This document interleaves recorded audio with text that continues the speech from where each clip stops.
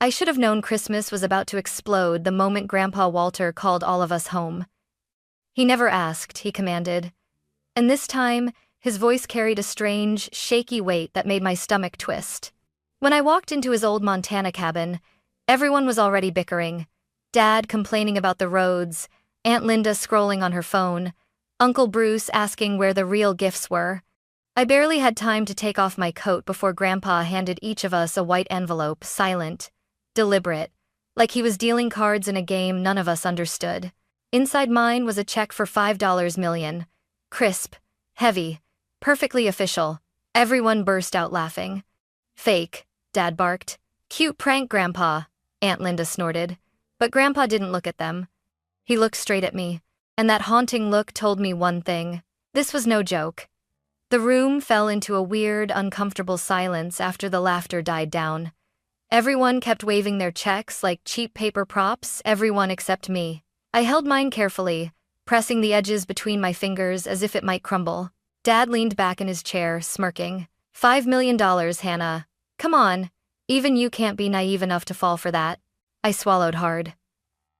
Dad, what if he's serious? Aunt Linda snorted so loud it echoed off the wooden walls. Sweetheart, your grandpa once tried to pay a plumber with a bag of quarters. The man is old. He's confused. But Grandpa Walter didn't look confused. He just sat there, hands folded over his cane, eyes fixed on each of us like he was memorizing our reactions. Uncle Bruce held his check to the light. Looks legit. But so do the ones in those prank YouTube videos. Dude, this is hilarious. Stop it, I snapped before I realized I'd said it out loud. Every head turned toward me. Grandpa's eyes softened. A small, tired smile tugged at the corner of his mouth, like he'd been waiting for someone to defend him. Dad rolled his eyes. Oh, here we go. Hannah playing hero? Hannah's the only one with a working brain, Grandpa finally said, voice trembling but sharp. At least she still knows what respect looks like. That shut everyone up. He pushed himself up from his chair, slow, shaky, but determined. You all think I'm losing my mind. Maybe that tells me more about you than it does about me.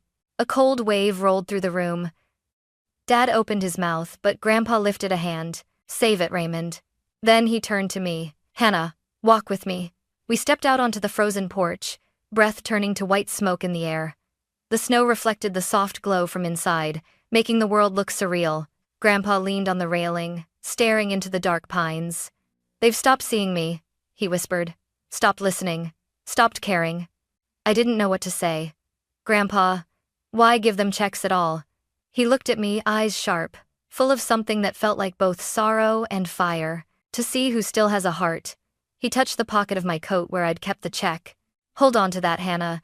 Do not under any circumstances lose it. The wind cut through my jacket, but a chill far deeper ran down my spine.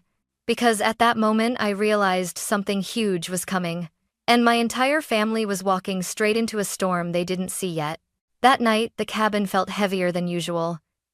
Maybe it was the storm building outside, or maybe it was the strange tension Grandpa had stirred in all of us. After dinner, everyone retreated to their corners. Dad to the couch with a beer, Aunt Linda scrolling TikTok, Uncle Bruce arguing with his girlfriend on speakerphone.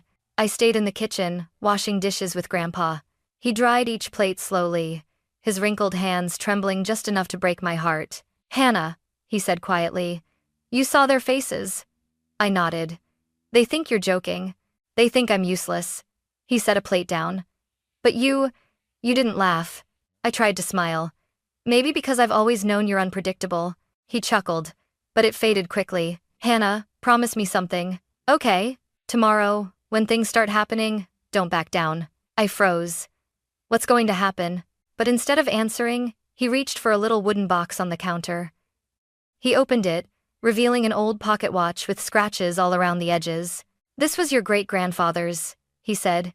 It's yours now. Grandpa, why give this to me? He looked at me with that same haunting seriousness I saw earlier. Because by tomorrow, you're going to need something that reminds you who you are.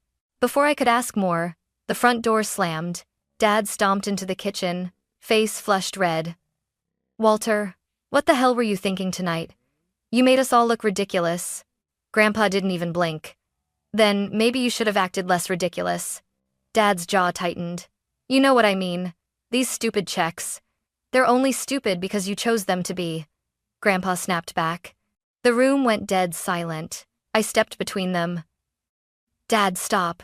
Please. Dad pointed at me. Don't defend this insanity, Hannah. You think he has 5 million just lying around? Use your head. Maybe he does. I shot back. He laughed bitterly. You're as naive as your mother. That stung more than it should have.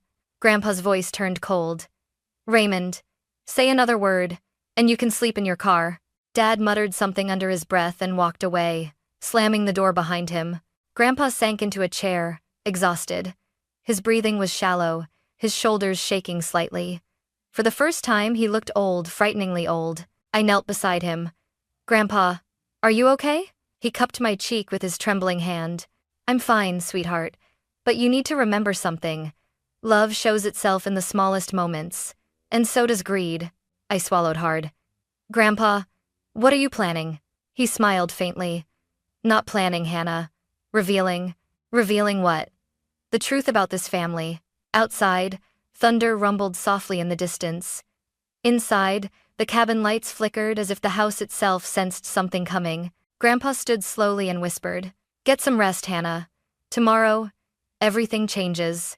And just like that, he shuffled off to bed, leaving me alone with a fear I couldn't explain, and a check in my pocket that suddenly felt like a ticking bomb.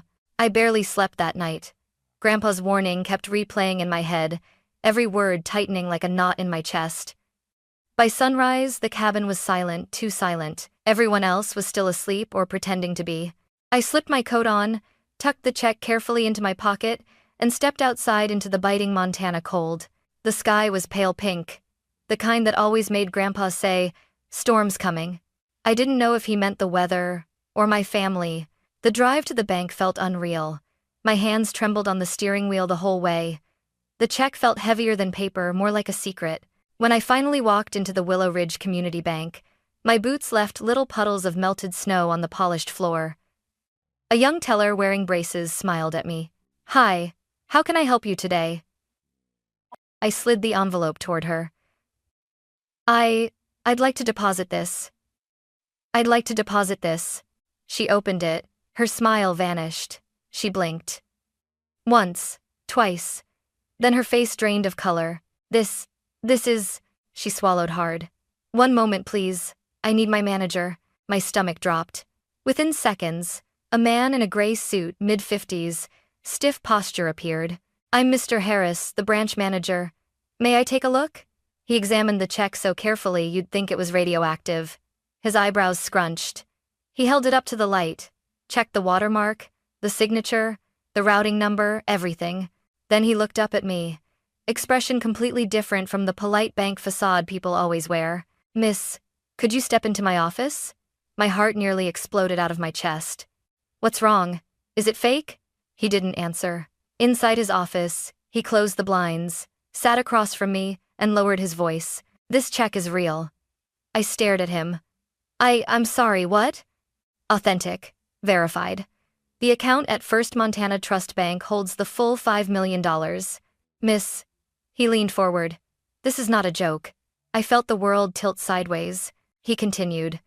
We will place a temporary hold due to the amount, but once cleared, the funds will appear in your account within a few days. My throat went dry. Grandpa wasn't joking. Mr. Harris softened his tone. Whoever wrote this wants you to have it. My hands were shaking so badly I had to grip the chair. Can I get a receipt? Absolutely. He printed it, slid it toward me like it was sacred. I stared at the numbers. $5 million. Pending deposit. My eyes filled with tears I didn't even feel coming. Suddenly my phone buzzed, Dad. Then Aunt Linda. Then Uncle Bruce. Call after call. Text after text. How did you get to the bank this early? What did you do? Did you seriously try to cash that? I backed away from the buzzing phone as if it were a live grenade. Mr. Harris looked concerned. Is everything all right? No, it wasn't. Because deep in my gut I realized the truth. The second my family found out this check was real, they would come for me. All of them. And Grandpa knew it. By the time I stepped out of the bank, the sky had gone from pale pink to a sharp, metallic gray. The wind sliced across my face, But it wasn't the cold that made me shiver, it was the 27 missed calls lighting up my screen. The first one came in before I even reached the car. Dad. Calling. I hesitated, then swiped to answer. Dad didn't even say hello. Tell me you didn't actually deposit that stupid check. My breath fogged the air. Dad, it's real. Silence. A long, deadly silence. Then, what? It's real, I repeated. The bank verified it. They said Grandpa. I don't care what they said. Dad yelled. Do you have any idea how insane you look? Give me the receipt. I want a picture. Now. I pulled the phone away from my ear. Why? So you can post it in the family group chat to brag or to start a war? Hannah, don't get smart with me, he snapped. Just send it. No. The line went dead. I hadn't even taken 2 steps before it buzzed again. Aunt Linda. Hannah, sweetie, she said, her voice sugar-coated poison. Listen, honey, your grandpa wasn't thinking straight. That money should be divided fairly. You understand, right? I haven't even received the funds yet. But you will, she hissed. And when you do, we expect you to handle it like an adult. Meaning, you don't keep it for yourself. I clenched my jaw. Meaning, I give it to all of you? Obviously. I hung up. Then Uncle Bruce called. Then cousins. Then relatives I didn't even speak to. Like vultures smelling blood.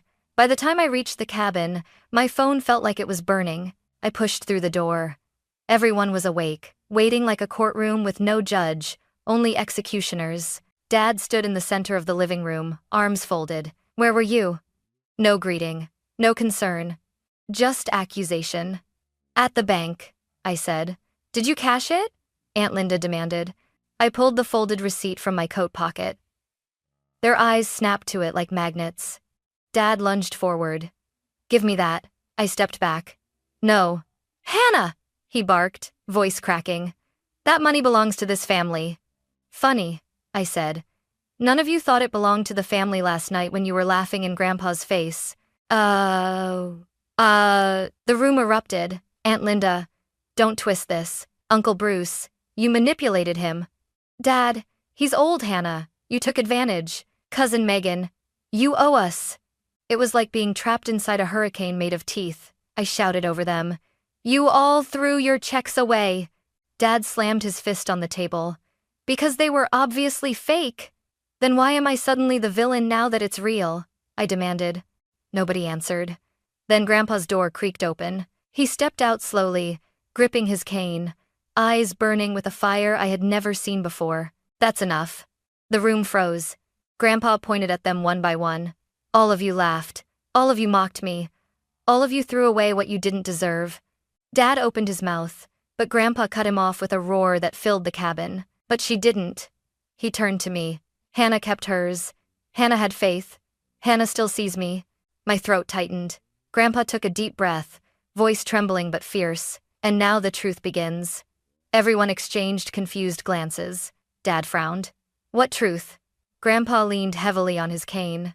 The truth, he said, about who this family really is.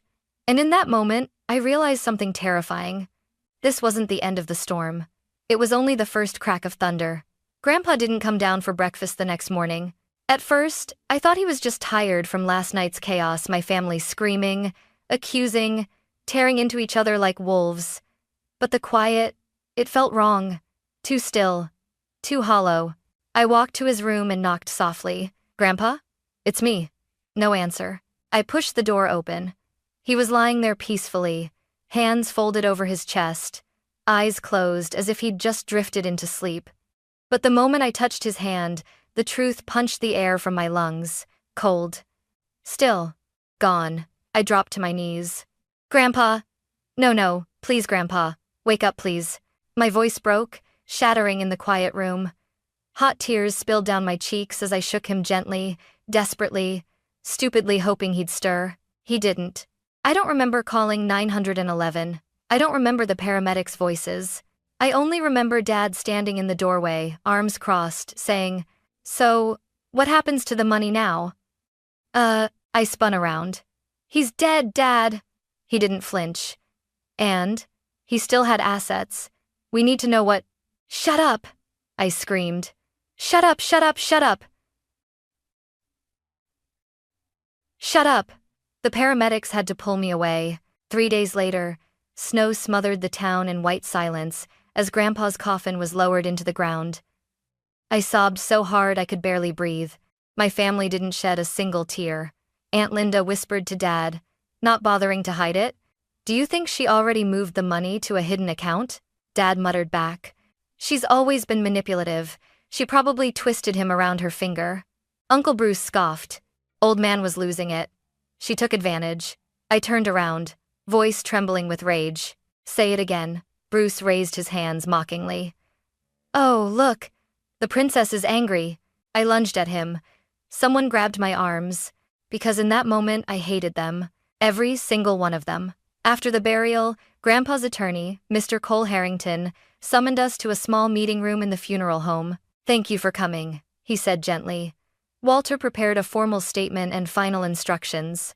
Dad leaned forward, eager like a gambler waiting for lottery numbers. Mr. Harrington opened a leather folder. Walter transferred exactly $5 million into a private trust before Christmas. He then issued a check for the full amount to each member of this family. Everyone stiffened, he continued. But there was only one active account. Only the first check deposited would receive the funds. All others would bounce. Aunt Linda gasped. "He tricked us?" Mr. Harrington looked up. "He tested you." "Tested what?" Dad barked. The attorney's voice turned cold. "Your character." Then he turned to me. "Hannah, records show that you were the first and only person who attempted to deposit the check." "No way!" Dad exploded. "She manipulated him," Aunt Linda shrieked. "She planned this," Uncle Bruce yelled.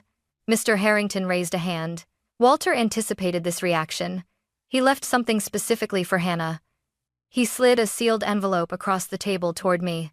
The front read, "For Hannah. Only her." My hands trembled as I opened it. Inside was a handwritten letter. I unfolded it slowly, and Grandpa's voice filled the room. "My dearest Hannah, if you're reading this, then I have already left this world to join your grandmother. Don't cry for me, sweetheart. I lived proudly, and I left on my own terms. The money was never meant to be shared. It was meant to reveal the truth. I knew they would laugh. I knew they would mock me. I knew they would throw those checks away without a second thought. But you held on to yours. You saw me. You respected me. You believed in me the way no one else did. That's why the 5 million belongs to you, and only you. Do not give them a single dime. Not even one. Live for yourself now, Hannah. They've taken enough from you, and remember this. Greed exposes people faster than truth ever could. With all my love, Grandpa Walter." My chest collapsed. Tears blurred the words. When I looked up, the entire room was staring at me with pure hatred.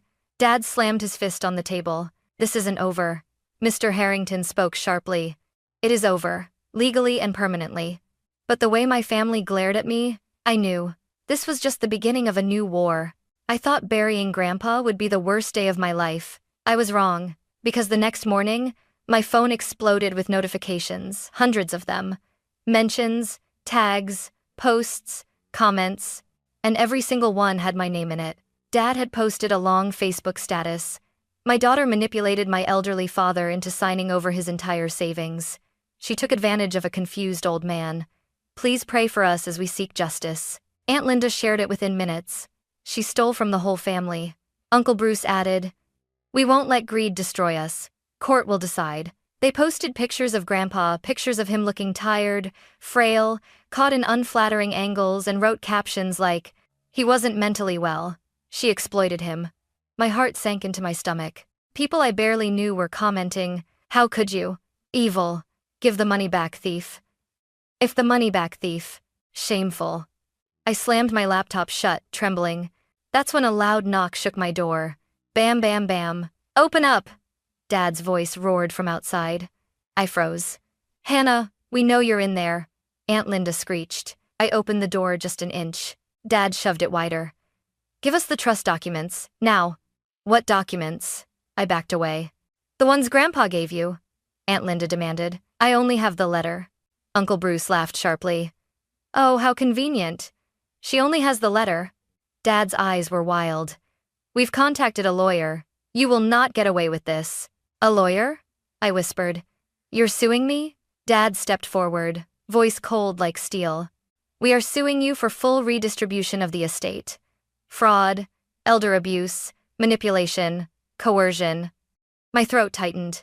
I didn't manipulate anyone, he loved me. Enough, Dad barked. You stole $5 million.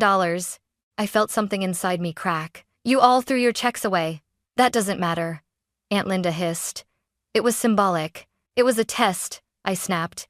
And all of you failed. Dad's face twisted with rage. Oh, we'll see who fails in court. They stormed off. I sank onto the floor, shaking so hard I could barely breathe. 3 days later, a thick envelope arrived. Gold seal, heavy paper, summons to court. My name in bold. My family listed as plaintiffs. Charges: fraudulent misappropriation of inheritance, exploitation of a vulnerable elder, coercion, intentional emotional harm, demand for redistribution of assets. I felt the world tilt. Dad had actually signed his name at the bottom. So did Aunt Linda, Uncle Bruce, my cousins. My entire bloodline was suing me. The next few weeks were a nightmare. At the grocery store, people whispered. At work, co-workers avoided me. A parent actually approached my desk and said, "Are you the girl who stole money from her dying grandfather?" I went home that day and sobbed on the kitchen floor until my throat burned. That was the moment I realized I couldn't fight this alone. I grabbed my phone and dialed the one person Grandpa always trusted, Attorney Cole Harrington, the man who handled the will. He picked up on the second ring.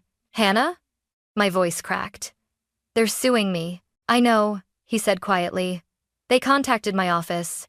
I swallowed hard. What do I do? He exhaled slowly. You do what your grandfather knew you would do. What's that? Fight. He paused. And this time, Hannah, I'm fighting with you. We met the next morning in his office overlooking downtown. He had already stacked a pile of documents on the table. Your grandfather left more than money, Cole said.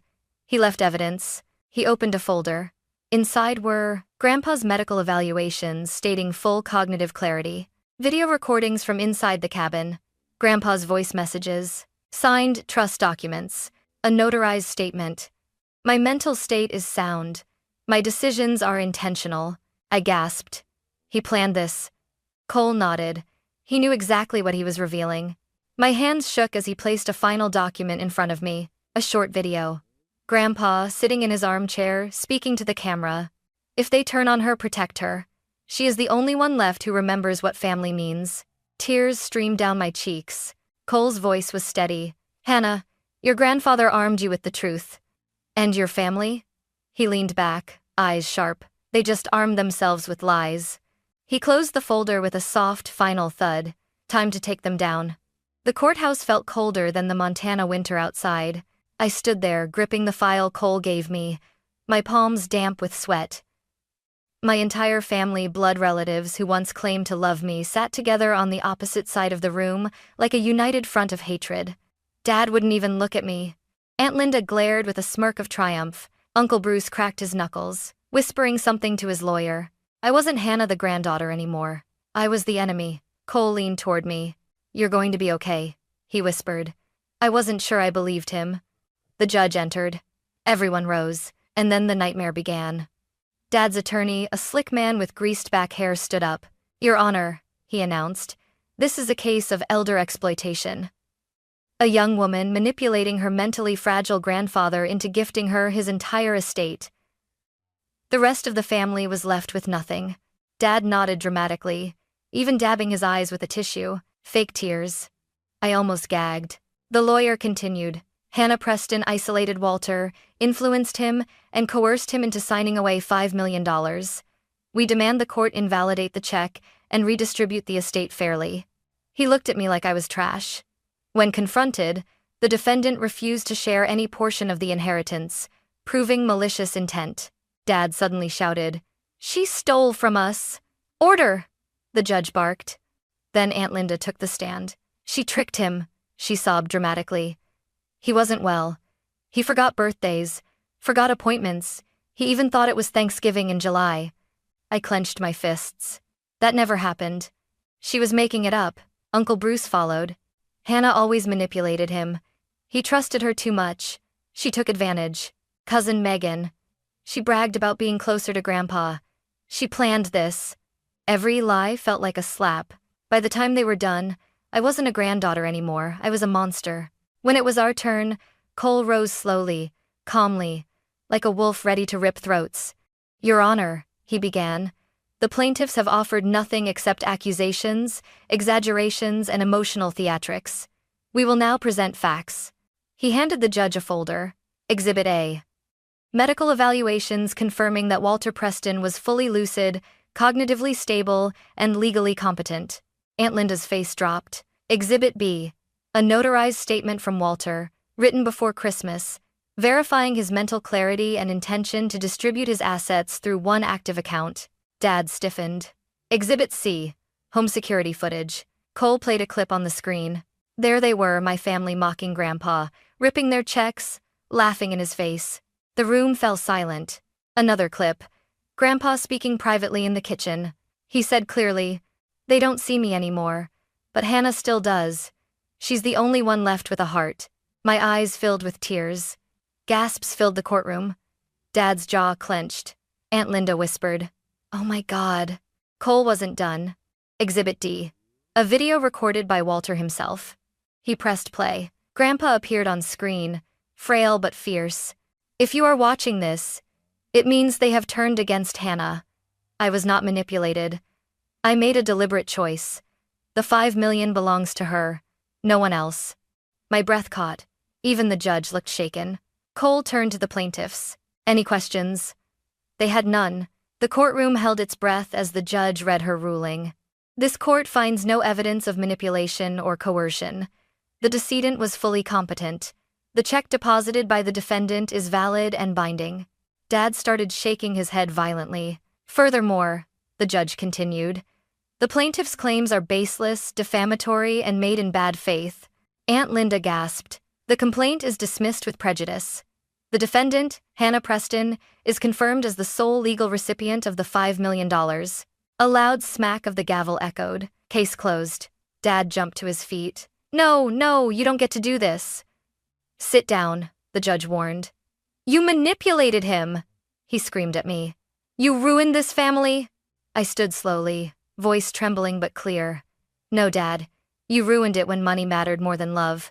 Aunt Linda lunged forward before Bruce held her back. "You selfish little." Cole stepped in front of me. The bailiff approached, ready to intervene. My family, my own flesh and blood, looked at me like I was something they wanted to destroy. And that was the exact moment I realized, even if I won the case, I had just lost my entire family forever. When the courtroom doors closed behind me, the cold Montana wind hit my face like a warning and a promise.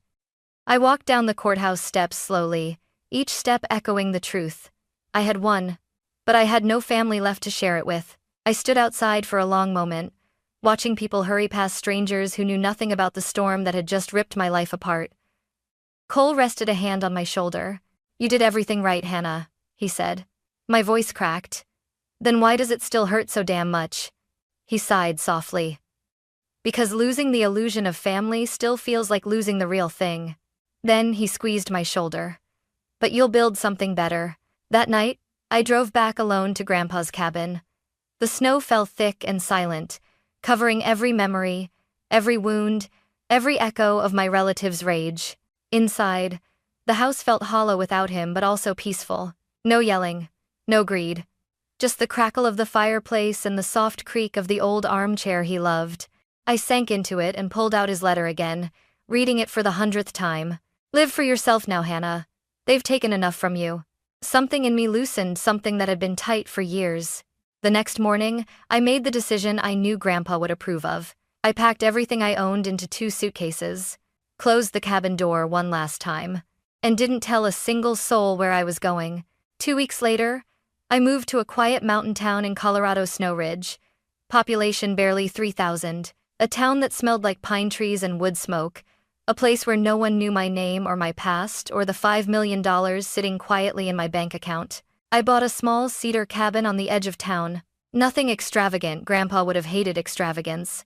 Just a cozy place with a wood-burning stove, a big porch, and a view of the mountains that made my chest ache in the best way.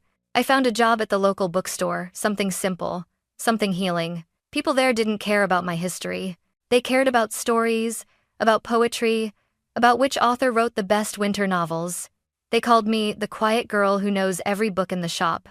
And for the first time, that felt like enough.